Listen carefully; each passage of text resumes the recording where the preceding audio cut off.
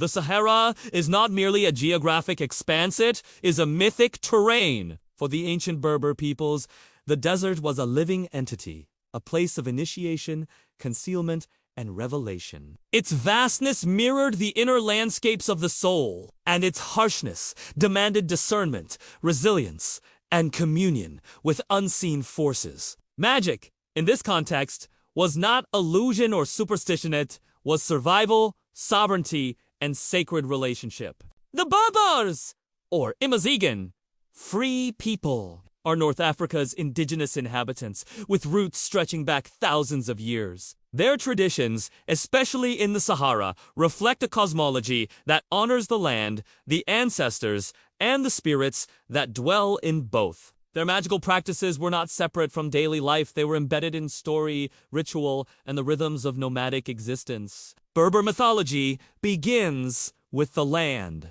Mountains, oases, and dunes are not inert, they are sentient. One creation myth speaks of the world emerging from a great sandstorm, with the first beings shaped from clay and wind. These beings were given the gift of language and tasked with naming the spirits of the desert. The Atlas Mountains and the Tassili Nasir Plateau are considered sacred thresholds. Caves in these regions contain prehistoric rock art depicting shamanic figures, celestial beings, and ritual dances, evidence of a magical worldview that predates written history. One of the most revered figures in Berber lore is Queen Tin Hinan, believed to be the ancestral mother of the Tuareg people. Her tomb in the Imazighen Mountains is a pilgrimage site, and her legend speaks of a woman who crossed the desert alone, guided by dreams and divine signs. She founded a lineage of warrior priestesses and is often invoked in rituals of protection and empowerment. Tin Hinan's story is more than historical, it is archetypal. She embodies the sovereign feminine, the desert mystic,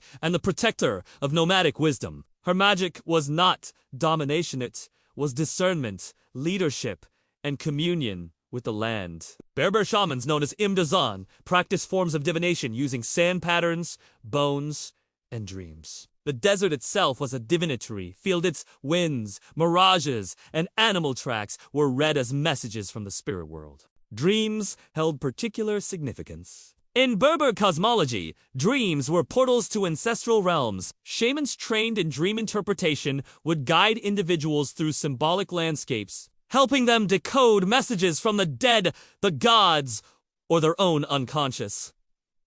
Berber magic was deeply embodied. Tattoos, especially among women, served as protective sigils. Geometric patterns inked on the face, hands, and chest were believed to ward off evil spirits and mark one's spiritual lineage. These tattoos were often applied during rites of passage, linking the body to the mythic map of the tribe. Amulets made from silver, bone, and desert herbs were worn to protect against the giant invisible beings believed to inhabit the desert. These spirits could be benevolent or malevolent, and rituals were performed to appease or banish them. The Sahara is a liminal space, and the Berbers understood it as inhabited by djinn shape-shifting spirits that dwell in ruins, caves, and lonely places. These beings were not merely feared, they were respected. They represented the unknown, the unconscious, and the power of the unseen.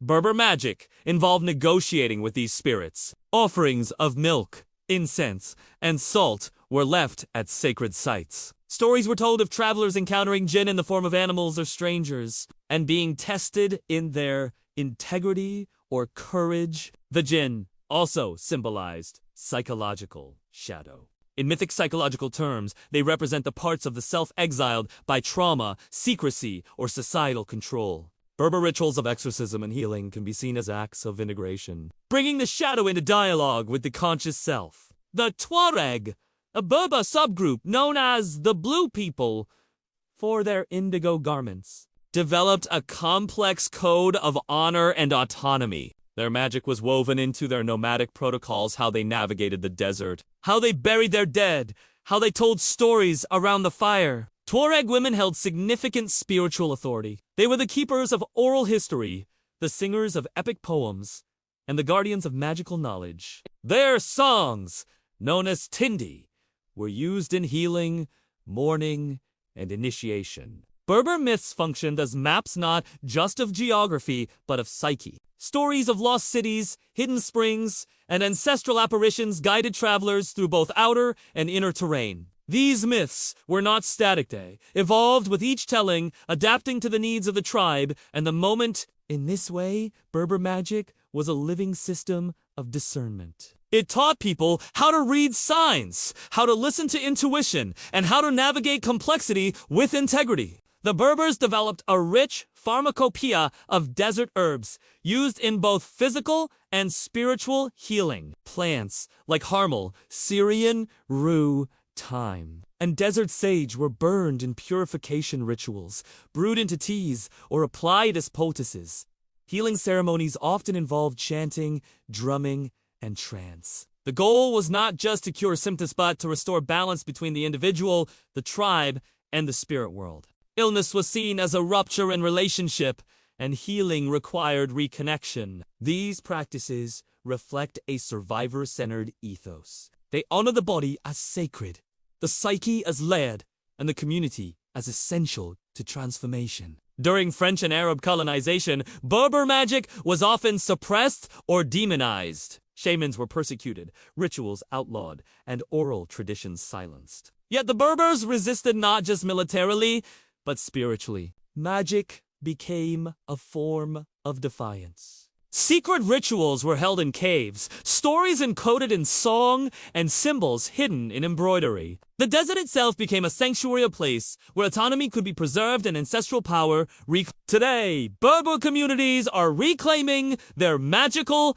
heritage. Scholars, artists, and elders are reviving myths, restoring rituals, and teaching the next generation to honor their lineage. This reclamation is not nostalgic, it is revolutionary. In a world that often commodifies or erases indigenous wisdom, Berber magic offers a model of sovereignty rooted in story, land, and spirit. It teaches that healing is not assimilation, it is remembrance. From a mythic psychological perspective, Berber magic is a system of initiation.